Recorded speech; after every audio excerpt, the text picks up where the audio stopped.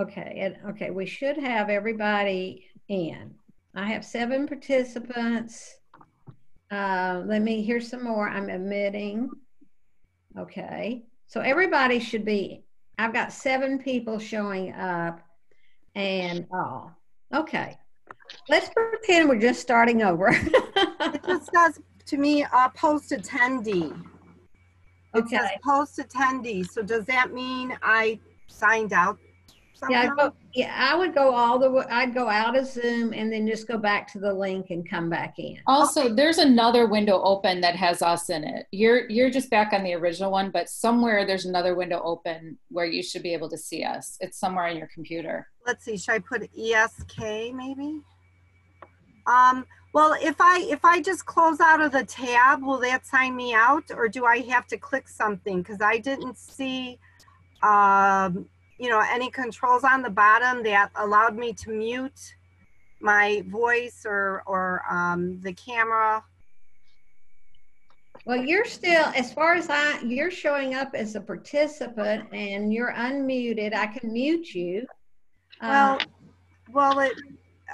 yeah, I mean, I just don't see any controls for me. So if but I'm asking if I just X out, I'm sorry for the interruption. If I just X out at the top tab, if I close the window, will that be enough to sign me out? It should be, and just go back to your email and click on the link that you got in originally. Okay, I mean, I just didn't want to leave something open, you know. It'll be fine. I think it'll be fine. Okay, all right, I'll do that. I'm sorry. I'll sign out. Thank you. I'm going to share my screen again. This is where we were. I'm going into my library. We're going to do a lesson. My students. And this is what happens. I click on live participation and a code pops up and you go to nearpod.com. That's what you would tell your students to do. And you will type in, this is not case sensitive. It's always 5 letters, BCSMU.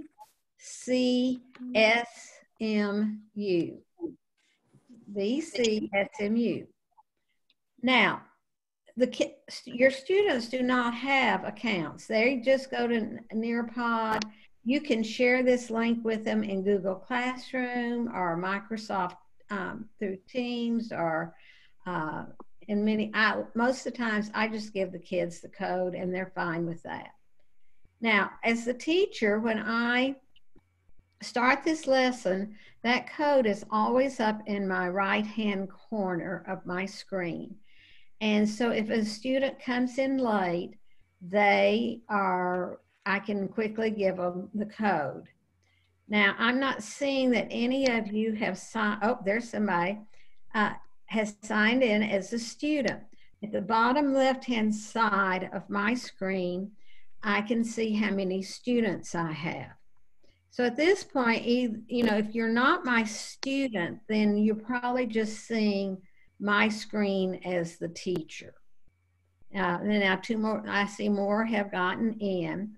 So you're at nearpod.com and it says at the top, student code or student login, and it's BCSMU. BCSMU. Now, we're going to go on, and if you are not in, then you'll just be watching my screen, basically, and I'll walk you through this. This is who I am. I am retired, woohoo! But I am a certified trainer for Nearpod. So I've been doing a lot of training for them since September. This is a Google form. The reason I'm asking for your name and address, email address, is so I can send you some additional resources afterwards. And I will, you know, do that. And but we will get the video to you as well. So you just very quickly, all you have to do is put in your name and your email. And then I'll just be able to go to my Google Forms and pull that information.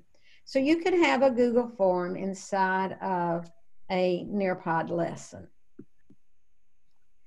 Now, taking notes, this is, since you go through the 8th grade, for your older students, I think this would be very advantageous for them. And if you're a student, up in the top right corner, you would see this little icon. It looks like a paper and pencil. And when you click on that, that tells you that your notes will be sent to you, and you choose either email, Google Drive, or save to OneDrive. Plus, you get the whole presentation. And so the teacher does not see the notes. It's strictly for the students. And I don't even have that icon. So you have to remember to tell your students to turn on student notes.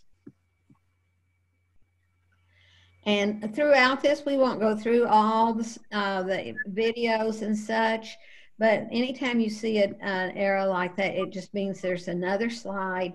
It's usually just reinforcement to what we're doing. Now, one of the activities inside of Nearpod is you're able to take a poll. And so here I'm doing a poll, and I'm saying, what is your familiarity with Nearpod? And so you just choose the one that says your familiarity. For me as the teacher, in real time, I'm seeing your responses. I'm also seeing a pie chart being built. And so I like to do polls with students. It quickly gives me an idea of where everybody is. And, you know, Sarah says she uses Nearpod all the time. That's fantastic because you can help everybody else. And all. I can share out my pie chart, and what students love to see the results and all. This is what I was seeing. I had your names, I was seeing your choices, and here was the pie chart data. Now, for those of you that may not be that familiar, Nearpod is a presentation program. But it is very interactive. You do not have to start from scratch. You can find things in the Nearpod library, edit them to fit your class, and you're ready to go. You can bring in a PowerPoint into Nearpod. You can bring in Google Slides. I like it. I get 100% participation when I'm working with students. Okay. This is going to be a short video. Throughout this, there's videos that Nearpod has made. But anytime I get ready to show a video, this pops up and it says, do you want to play this video on this device only or on all devices? And so sometimes if you do all devices, sometimes your kids don't start at the same time. So a lot of times I like to do it just on my device.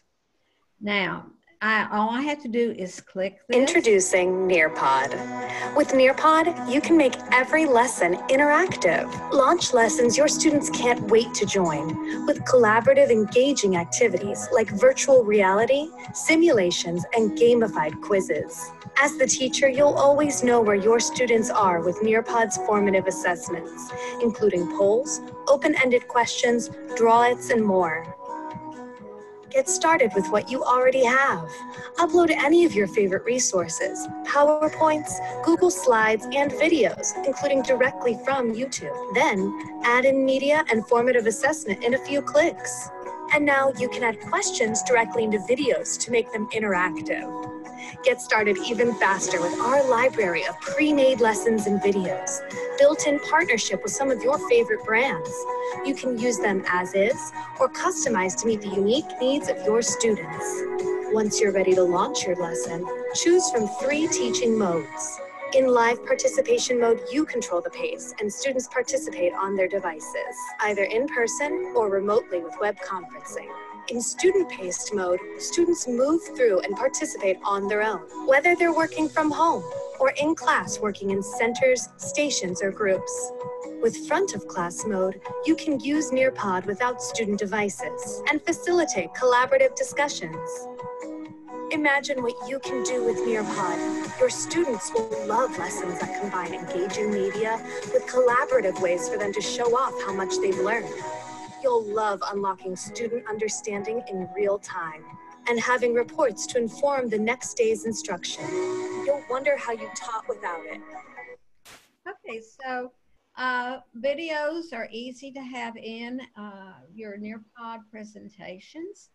This is a lesson I did several years ago on Predator and Prey. It started out as a PowerPoint, and I brought it into Nearpod to make it more interactive. So this is an activity within that you can add. It's ask you to draw a picture of what you think a predator would look like. I'm doing a pre-assessment with my students. And so you have some drawing tools down there at the bottom on the left-hand side. And so you just, I would like for you to start drawing what you think, what a predator would look like. The only thing I tell students about the drawing tools is that there are more colors than black.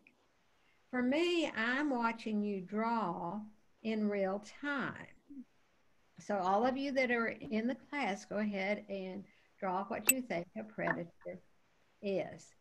Oftentimes when I'm doing this with students, we all have those students that never raise their hands or contribute anything. They're shy or such, but maybe they do a really great drawing.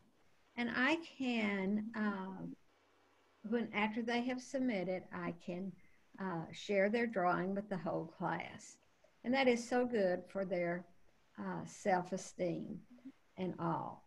And so the biggest thing I have to do when I'm working with students is to remind them that they only have about 5 more seconds, because they like to just keep drawing. And once they find the eraser, they want to start over.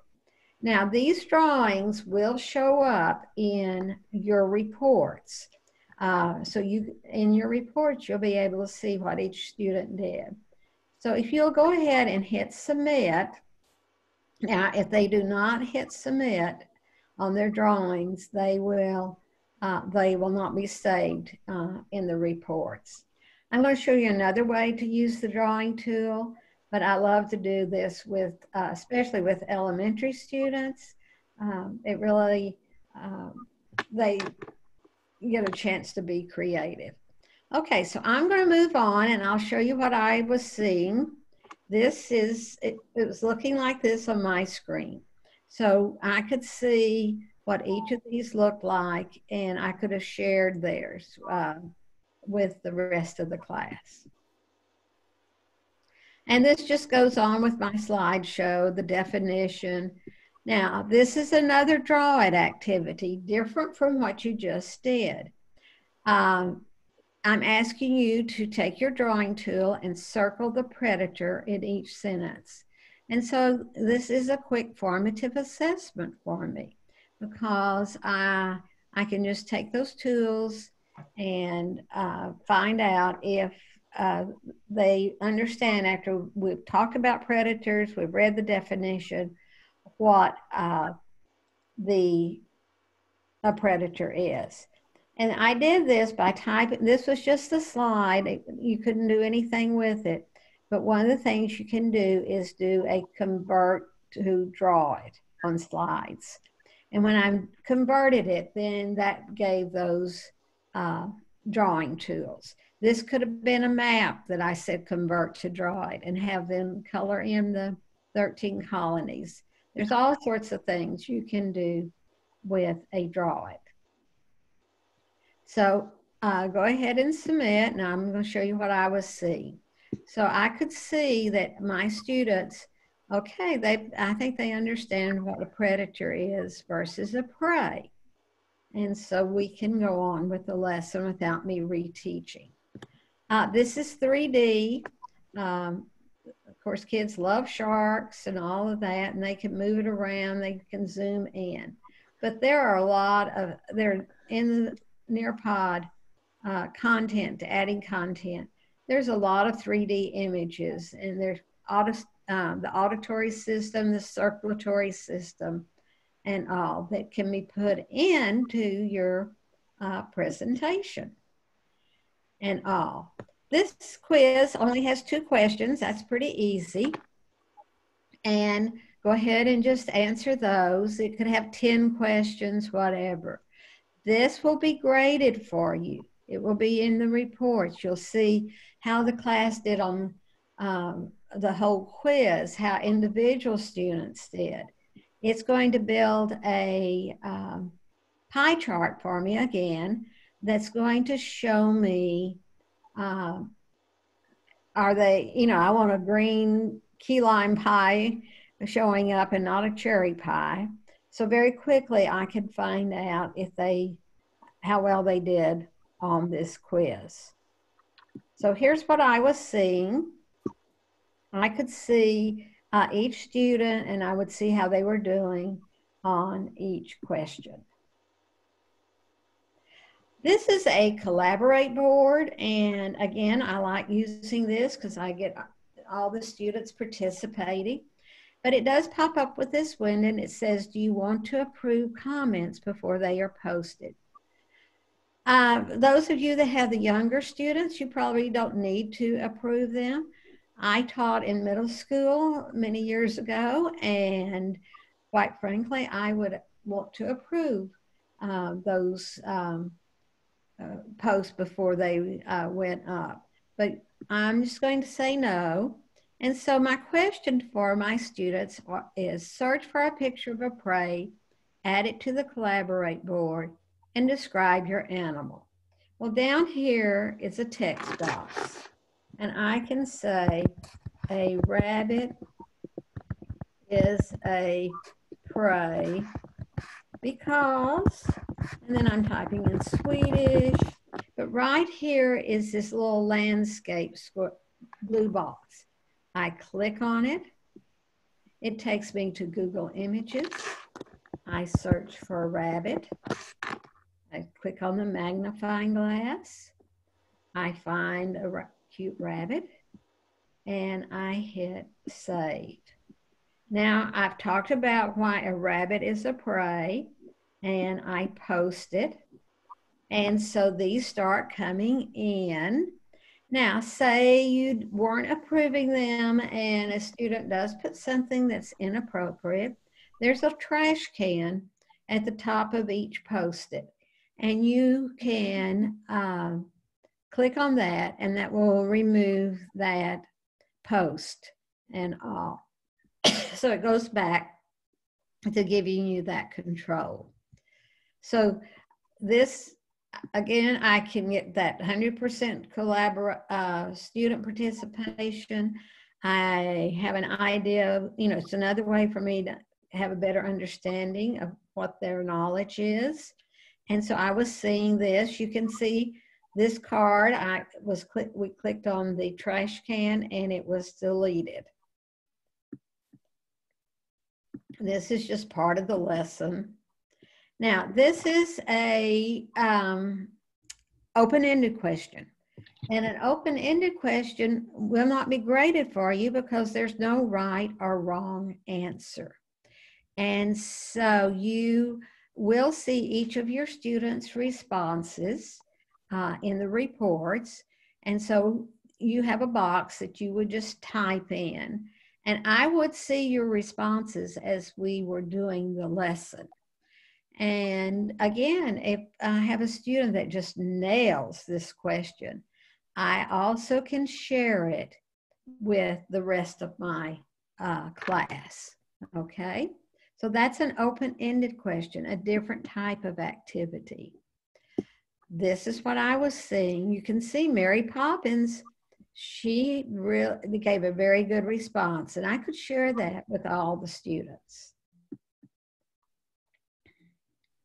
You may not have heard of Microsoft Sway. I did not make this one. It's in part of Nearpod. I could add it to a lesson.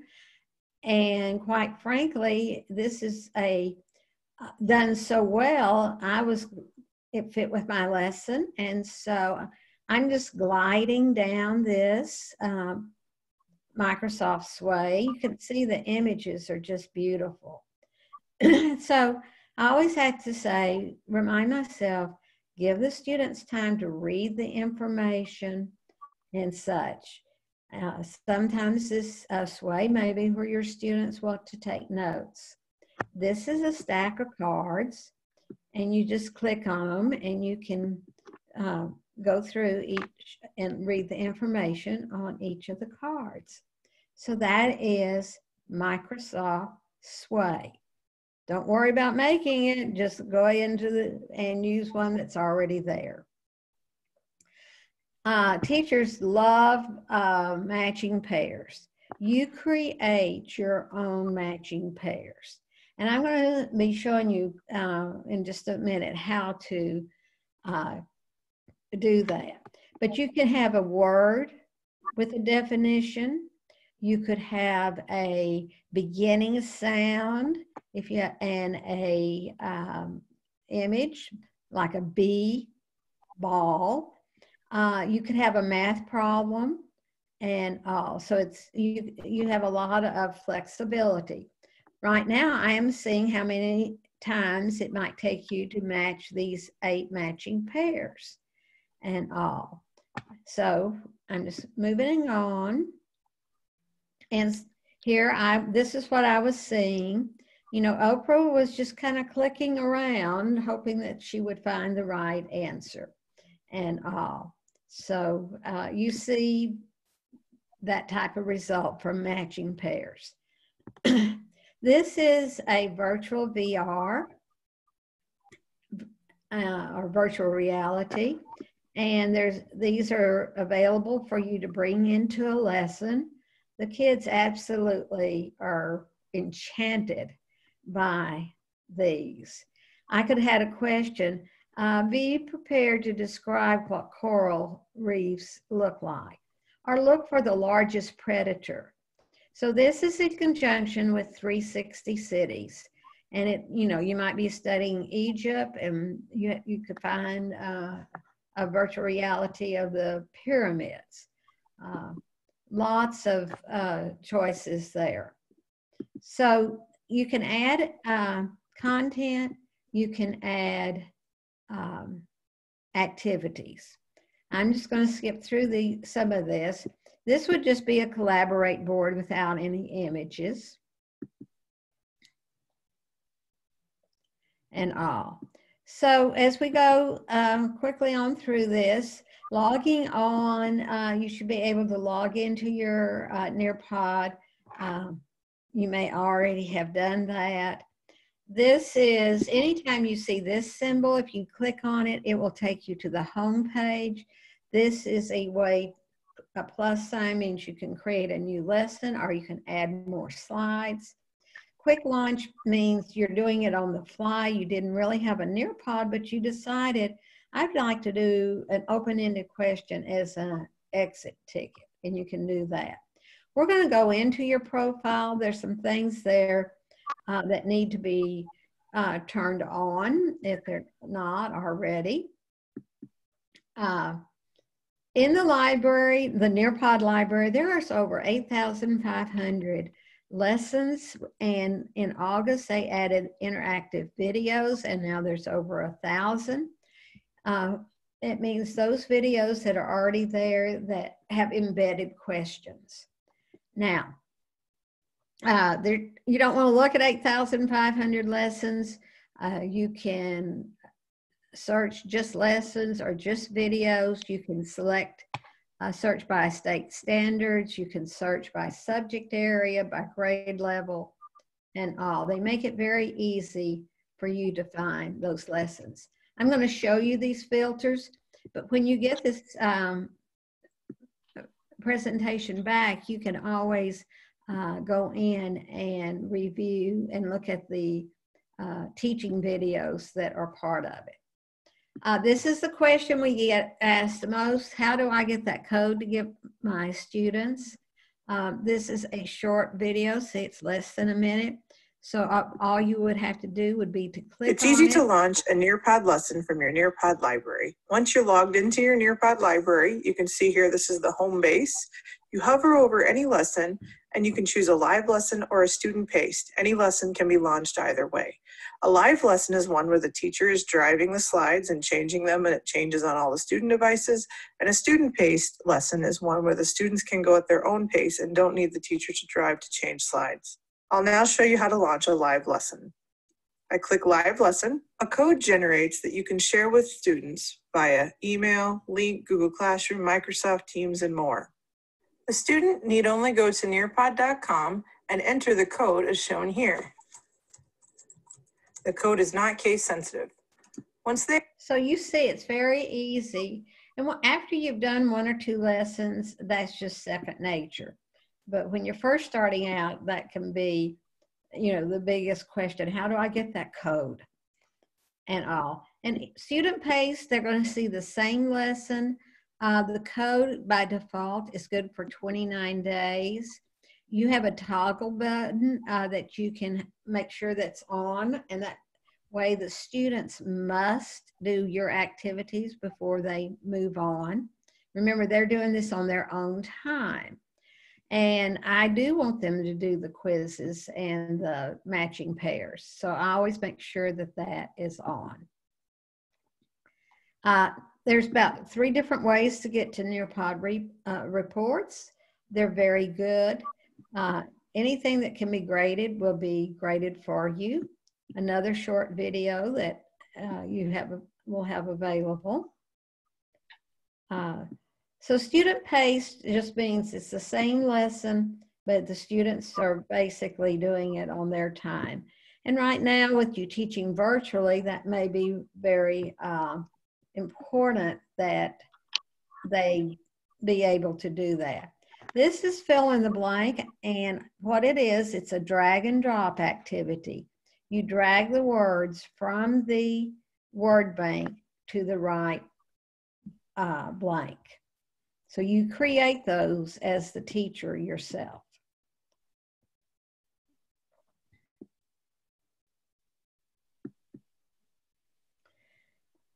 You just try things. Nothing's going to break. It's very intuitive and all. I'm going to go ahead and end this, and so that we can be in the Nearpod itself. And if you want to have a second tab open, either you can just watch my screen, or you can open a second tab and follow along on your in your library. The first thing I would always do is over here on the right-hand side, this is your profile.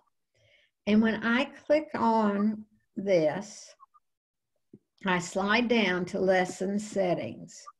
Here are the toggles that you want to have on. Enable student names to autofill. That's fairly new.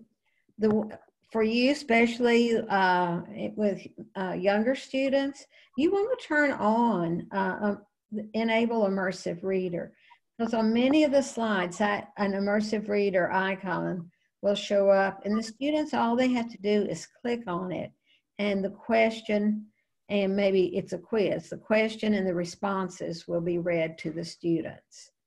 I would enable student notes. Do you want to show the quiz results when it's in student pace? Remember, so they've taken a quiz. Do you want them to see what the right answers would be? That's up to you. In live participations, do you want students to be able to resubmit? I have mine turned off, but if you want to turn it on, you just click like that. I would turn on Collaborate Board for student-paced lessons. If it's not turned on and you have a Collaborate Board, the students will get a pop-up window that says, waiting on teacher input, and they won't be able to respond. I certainly would turn on require student submissions when they're doing student-paced lessons. So I got to that by going to my profile, sliding down to lesson settings. Now to get back to my library, I just click on the Nearpod icon, and here I am. Now over here on the left-hand side, I'm sliding down to Nearpod Library. This is where those 8,500 lessons are in the videos. Now, if you want to search by state standard, you just click here. I can go down to Illinois. I can say I teach social studies. I teach 5th grade. And I just keep adding these filters. Here are my strands. And so I'm going to come down here and I need to teach this strand right here. And so I click on it and it gives me this lesson that would be appropriate for meeting that standard. Sometimes you have 3 or 4. If you see a name, an individual like that, that means it's a teacher has created this lesson, and it's usually very good because they're vetted before they're allowed to be in the library. All I do is click on the X and that clears those filters. Now I could just say that I teach science in 7th grade. And these would be lessons that would be good for science, but I'm still going to get a lot. But I could come up here and say biomes. And so I would get all these lessons for this grade level on, I've said 7th grade science biomes. Again, Linda Hochstetler is a teacher. She has a lot of great lessons.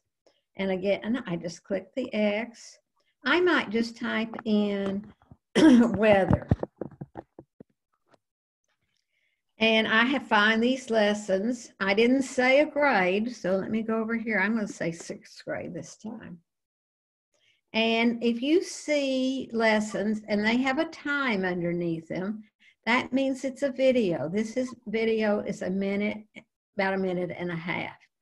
Now, if the lessons have been in here for a while, they will not have any of these videos that have embedded questions because this just happened in August. But let's come over here, climate zones causes. And I think, okay, I want to look at this lesson and see if I could use it. I click on preview and I'm able to preview this lesson. This one has 22 slides. That's a nice size. And I just go through and I preview it. And I know that if once I have it in my library, I can delete slides. I can add 2 slides. So this looks very good. I want it to be in my library. So I can say show in my library. And now when I go back and I'm just here up here on Nearpod, I am back in my library, and here's the lesson I just brought in. Now, it's still exactly like, oh, it's here. I brought it in more than once. Whoops. Anyhow, it's still the full lesson, but I'm going to click edit, and I'm going to edit the lesson. And now the slides are all spread out in front of me. And so, you know, my kids are not, they don't need to see this, and they don't need to see this slide either. And so I can delete slides just like that. So if there's something in here that really doesn't, it's not what I teach, I can delete it, okay? Now, so I deleted 2 slides. And you can see in here, he has a poll, he has a fill in the blank, he has gone out to a website, he has a video, here's a collaborate board, and I'll be able to look at all these and see if I want to use them. But let's go up here and let's say add slide. You do, to add content or add activities, you do the same thing over and over. It's very intuitive. If I want to add web content, I click that, I type in my URL. And so, you know, a lot of URLs are very long. Kids can't usually get them typed in right. So I'm typing it in. I do always test my link because I can make a mistake too, and I do not want any surprises. Well, it went exactly where I wanted to. And so when this comes up, all the students have to do is click on the link. They don't type in anything. When I add anything new to this one that I brought in from the library, it lands at the bottom. I just drag it wherever I would like to. And a lot of times I just let them all land at the bottom and then move them, when I'm finished, move them. Here's PhET simulations. PhET simulations are for math and science teacher, middle school. They break them into middle school and high school and elementary. And it's hard to do hands-on science right now. So here's the simulation on static electricity for elementary school. I can look at that. I can see, I think, oh, my kids could, that would really help them understand static electricity. I preview it, I like it, I put it in my lesson. So I'm adding content. Here's a graphing calculator. Here's the Microsoft Sways. And remember I told you they are, I mean, the images are just wonderful. Here's something on heat waves. I would look at it. And if I want to look at other things, climate change, I would look at it, I would preview it. If I liked it, I would add it straight into my lesson. I can add audio files very easily, and I just have to know where they are, and I choose them. And so if I want the Martin Luther King speech, I have it saved on my drive. I just bring it in. Now here's activities. It's the same type of way of adding, just like in content. I click on activities. Here's open-ended question. And so in an open-ended question, I just type my question here. What do you think is causing climate change?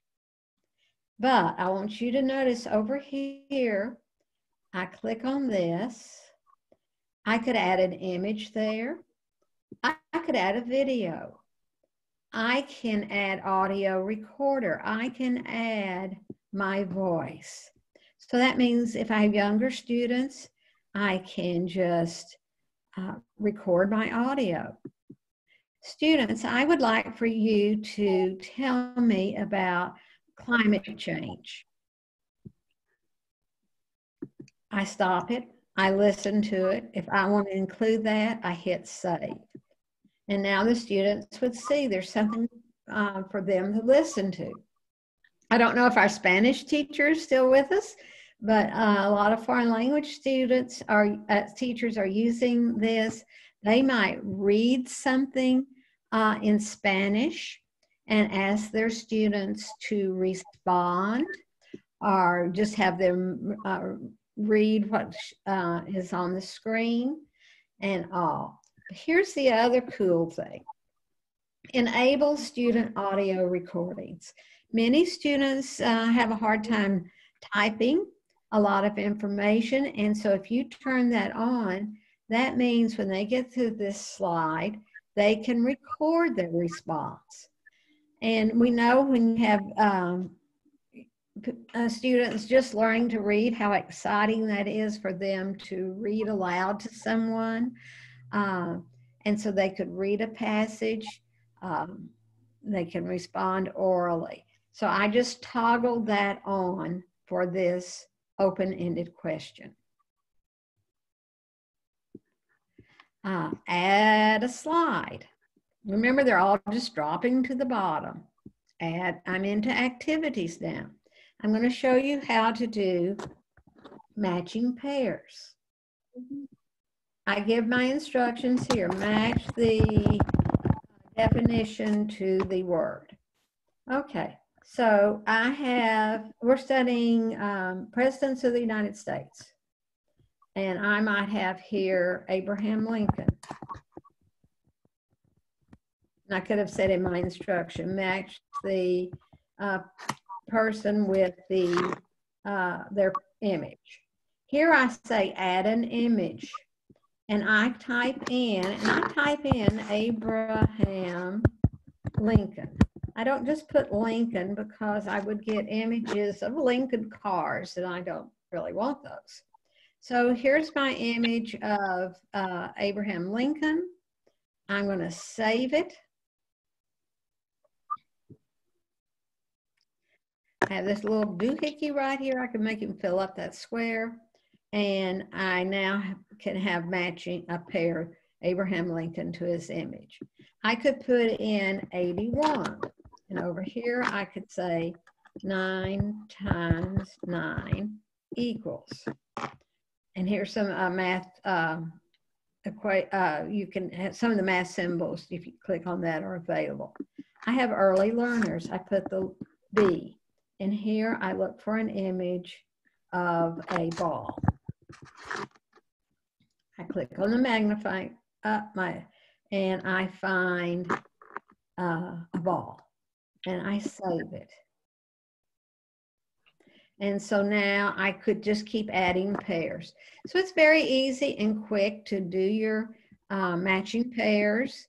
Another great way to review. And students, I mean, really like that activity. A quiz is just like adding a quiz in almost any other thing you might have done. You put your question here. You can add an image or your voice or audio. You put your answer choices. I can add more choices here. I pick the right one and it will prompt you to pick the right answer. And I just build my quizzes. Very quick and easy to do. Add activities. Here's the draw it. This is where you drew a picture of a predator for me. You just type in your question or instructions, draw a picture of how are you feeling today? Or what did you and your family do over the weekend? You can add images. So the draw it is very, very easy to add. And a lot of times I like to have a draw it at the very beginning. It kind of gives a chance if people are coming in late or something like that for everybody to have something to do. Collaborate board. We're studying weather. I put in my question, describe what a hurricane looks like. And I like to stay with these three backgrounds because I like the contrast better than the others.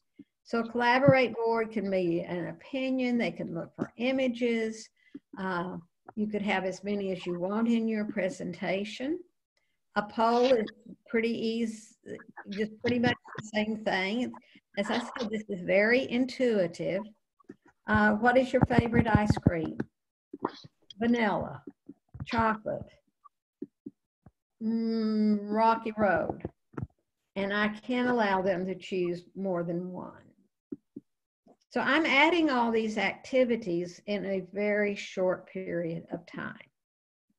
Add a slide, add activities. I do want to show you fill in the blank. It's a little bit different. I type in my text here. 3 large cities in Texas are, and I'm showing this for a particular reason, Dallas and, and San Antonio. Okay, and I have a lot more room that I could add a lot more text. And then when I have all my text in, I click on done, and now I click on the words that I want to become in the word bank. This is what the words that they're going to drag over. The reason I'm showing you this is it will be graded. And I put Houston, Dallas, San Antonio. So if your students put Dallas, Houston, San Antonio, it's going to be counted wrong. So when I do something that's multiple like this, I make sure it's very sequential. Either dates, largest to smallest, something like that, so that there is only one way to do it correctly. For those of you that are preschool or kindergarten, this is memory test, and you just make cards, and it's like a cat to a cat, dog to a dog, and all. So you see, I added all, you know, this, I deleted, 2 slides, and then that took me down, I think, to 20 slides. I've added all these activities just in a few minutes. And then, as I said, I just drag them to where I would like for them to be. And so then when it's finished, I just save and exit.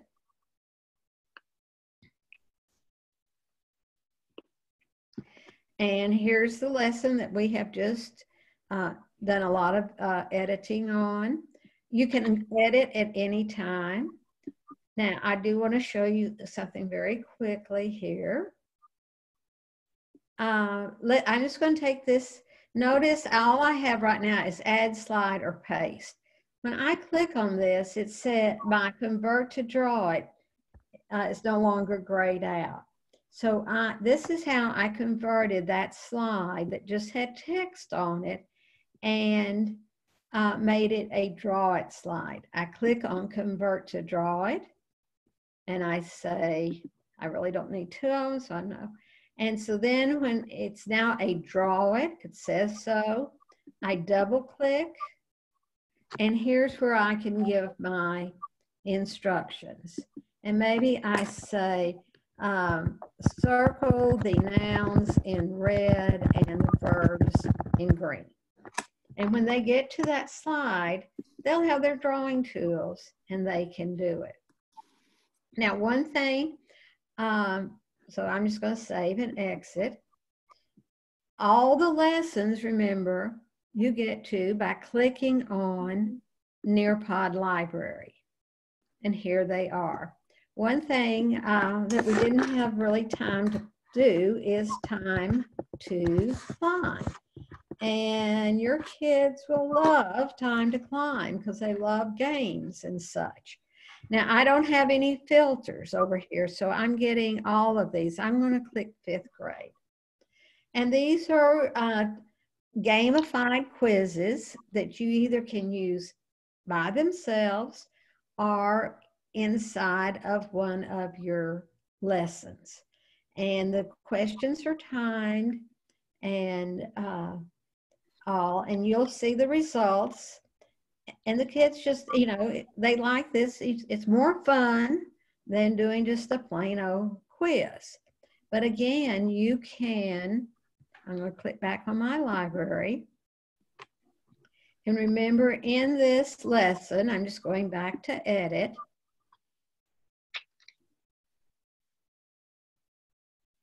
And I remember there was a quiz. Here's a quiz. And it just would be a quiz, pick multiple choice, true or false. But when I click on this quiz, just like that, I have a new tab up here, and it says convert to time to climb. And when I click on it, it turns that quiz into the gamified version. So you don't have to retype it. You don't have to start from scratch or anything like that. So, Josh, can I ask a question? yes. Are all those features available with the Nearpod add-on in Google Slides? Because that's, I think, we're all with Google Suite for Education. Right. So that's really the only way I've done it is through Google Slides. Yes. And when you go to, now like the convert to climb, you'd have to do within Nearpod. But I can, let me just save this. When I go, so you have your, you're making your slideshow in Google Slides. And you want it now to be able for you to present it to your class as a Nearpod.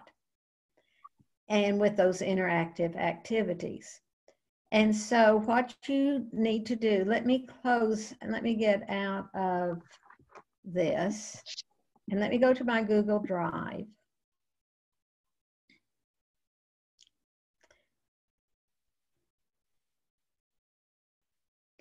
Okay, so here's a Google slideshow and all.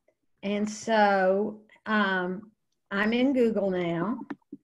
Google kind of gets mad at me. I have more than one account, but anyhow.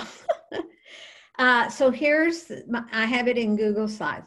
What you have to do if you want to add those activities to a Google slideshow, you go to add-ons. You may have already done this, but go to add-ons. It's in the Chrome store. I already have Nearpod, but you go and you search for Nearpod. And then when I am in this Google slideshow, I click on add-ons, I go to Nearpod, I open Nearpod. And now over here on the right-hand side, this window pops up. And you will see, here's the collaborate board, draw it, field trip, fill in the blanks, matching pairs, memory test, open-ended question, PhET simulation. So all of it is right here in this. And so let's say I want to add a draw it right here in here. So I come to draw it. I type in just like I was showing you when we were in Nearpod. Here, those are my instructions. I save it. And now I have added that draw it activity. And you see, it looks like this. And when I click on this, save and go to Nearpod, that draw it activity now is part of my Google slideshow. So you have to have the add-on, which you get in the Chrome store. And then you can have, use it and, yes, I know. You can add all those activities and then you save it. And here it is ready for me to use with my class. They really are not happy that I have 2 accounts. Anyhow, I can save it and all. And so then I just am ready. So you have to have the add-on, that's the main thing. Okay, so we are now, we've gone a little bit over, but and all. So I'm going to stop my share. Were there any other questions? I'm happy to answer them. I'm not going anywhere and all. But I will send you, and Sarah, I'm going to send you the video and you can share it out with everyone and to those that maybe were not able or forgot and all. So I know that the chat seems to have a lot of questions. I don't know, Sarah, if you were answering those for me or what, but if you want, I think I answered. You think you answered most of them?